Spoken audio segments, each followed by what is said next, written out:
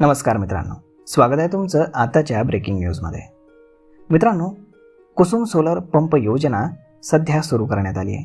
या योजनेचं उद्दिष्ट म्हणजेच कमीत कमी किमतीमध्ये सौर कृषी पंप उपलब्ध करून शेतकऱ्यांना देणं असं आहे। या योजनेअंतर्गत एकूण खर्च 3 भागांमध्ये विभागला जातोय।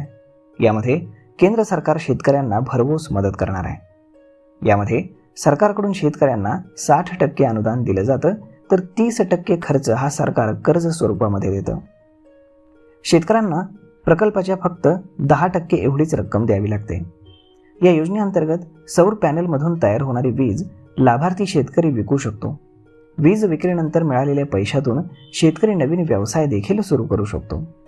तर आता जाणून घेऊयात की या योजनेसाठी आवश्यक पात्रता काय आहे।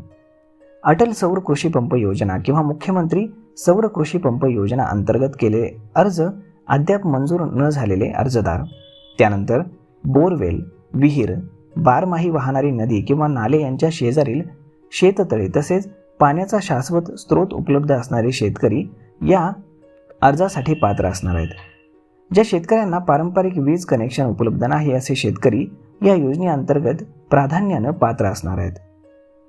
यासाठी 2.5 एकर शेतजमीन असणारे शेतकरी आणि 3 HPDC आणि 5 एकर शेती जमीन असणाऱ्या शेतकऱ्यांसाठी 5 HPDC आणि 5 एकरपेक्षा जास्त शेती असणाऱ्या शेतकऱ्यांना 7.5 HPDC तसेच अधिक क्षमतेचे सौर कृषी पंप यासाठी अनुदान देण्यात येणार आहे।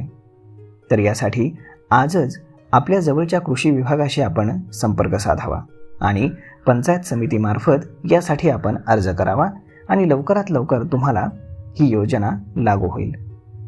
तर मग मित्रांनो, हा व्हिडिओ, ही माहिती तुम्हाला कशी वाटली हे तुम्ही आम्हाला कमेंट करून सांगायला अजिबात विसरू नका। आणि जर आवडली असेल तर आपल्या जवळच्या मित्रमंडळींसोबत देखील हा व्हिडिओ तुम्ही शेअर करायला विसरू नका। धन्यवाद।